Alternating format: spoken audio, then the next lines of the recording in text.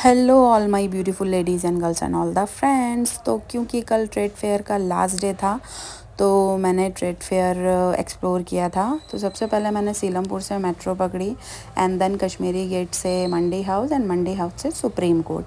वहाँ से gate number 4 से हमने एग्ज़िट किया एंड जो वहाँ का नियरेस्ट ट्रेड फेयर का गेट था वो 10 था। वहाँ से हम लोगों ने एंट्री की और रश देखते ही मेरा तो दिमाग ख़राब हो गया। इतना रश था कि पहले तो आधा घंटा समझ ही नहीं आया कि करना क्या है। कहीं भी स्टॉल पे पवेलियन पे जगह ही नहीं थी। तो इस तरीके के गैस तंदूर ये सब मिल रहा था जो बहुत कॉस्टली था। रेट पूछे 3500-3800।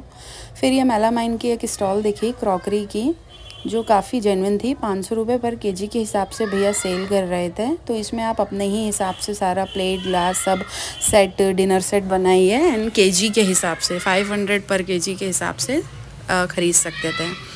फिर यहाँ पे एक और ये कुकवेयर का पूरा ऐसे पवेलियन था और यहाँ पे भी अगेन मेरे को बहुत कॉस्टली लगा। थोड़ा आगे बढ़ते ही हमें राजस्थान का बहुत ही अट्रैक्टिव सा पवेलियन दिखा जहाँ पे सेल्स पीपल ने भी ये सब बहुत अट्रैक्टिव से सब अपनी स्टेट को रिप्रेजेंट कर रहे थे एंड रेवड़ी गजक सेल कर रहे थे। काफ़ी सुंदर था। फिर हमें ये नज़ीर के स्पाइसेस मिले और मैंने वहाँ से स्पाइसेस ख़रीदे। फिर थक के हम लोग बाहर आए एंड आप देख सकते हैं बहुत बड़ा एरिया में ये होता है क्योंकि और हम काफ़ी थके हुए थे। 1-2 घंटे में ही हम थक गए थे। लेकिन फिर हम सरस पवेलियन में पहुँचे जो बहुत ही मशहूर है अपनी हैंडीक्राफ्ट्स आइटम्स के लिए। तो यहाँ तो जाना ही था। तो एंट्री करते ही हमें ये जूट बैग्स पर्स सब कुछ बहुत ही अच्छा सा दिखने लगा। एंड यहाँ से ये फ्लावर्स की शॉप पे जो ये सब भी हैंडमेड होता है। तो यहाँ से मैंने एक फ्लावर बुके बनवाया। तो मैं 400 रुपये पे अटक गई एंड मैम 450 पे। तो हम दोनों ही अपनी बात पे अटके और हमने मैम भी नहीं मानी ना मैं मानी और हम लोग आगे बढ़ गए। फिर ये हरियाणा के स्टॉल पे भी काफ़ी अच्छा था। लोहे के तावा डोसा तवा कढ़ाई जी।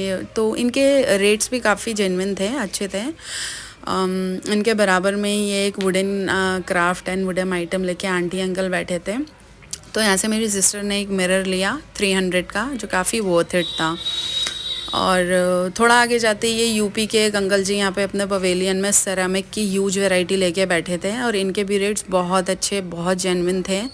काफ़ी ही अच्छे थे। इनकी भी शॉप पे बहुत रश था एंड अगेन मेरी सिस्टर ने यहाँ से भी परचेज़ किया था। फिर हम थोड़ा और आगे गए तो यहाँ पे बाटिक की कुर्ती वगैरह मिल रही थी और स्टेट कौन सी थी वो तो पता नहीं चला क्योंकि अंकल ने डिस्प्ले कर रखा था। ये 600-650 की पर कुर्ती दे रहे थे जो कि काफ़ी ठीक ही रेट पे लगी मुझे। बट हमने यहाँ से भी कुछ भी नहीं ख़रीदा।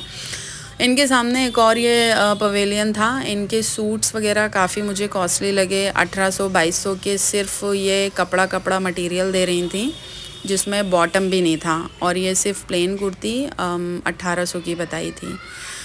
तो फिर हम और आगे बढ़े। यहाँ बेडशीट वगैरह भी थी जो अगेन मुझे बहुत कॉस्टली लगी 1200, 1000, 900। ये कुछ फिगर पैटर्न के तमिलनाडु का और या तो फिर केरला का शायद ये स्टॉल था। तो काफ़ी अच्छा लग रहा था। अच्छा हम ये पंजाब के पवेलियन पे गए तो ये सूट्स अच्छे लग रहे थे। 850 रुपये के बताए थे और ये फुलकारी के दुपट्टे थे जो कि 1500-1200 की दे रही थी। फाइनली मैं गोवा पहुंच गई एंड यहाँ पे बहुत बढ़िया और बहुत अच्छे रेट पे मैम ने मुझे बुके बनाया। बहुत कलरफुल सा और बहुत जेन्युइन रेट थे इनके। तो हमने यहाँ से बनाया ये रहा और सेम रेट पे मुझे उससे हैवी बुके हमने ख़रीदा। एंड फिर हम इतना थक चुके थे कि हम फिर बाहर आए एंड 3-4 घंटे में ही हमारी तो हालत ख़राब हो गई थी। एंड सब लोग ऐसे बैठे थे जगह ढूंढ के एंड इस तरीके का फ़ोटो फ्रेम भी था पिक्चर्स लेने के लिए। लेकिन हमारी तो इस पर भी बारी नहीं आई एंड हम थके हारे बैक टू पवेलियन हुए और ऑटो पकड़ के हम घर आ गए। तो ऐसी वीडियो के लिए please like share subscribe and तब तक के लिए टेक केयर। Okay bye.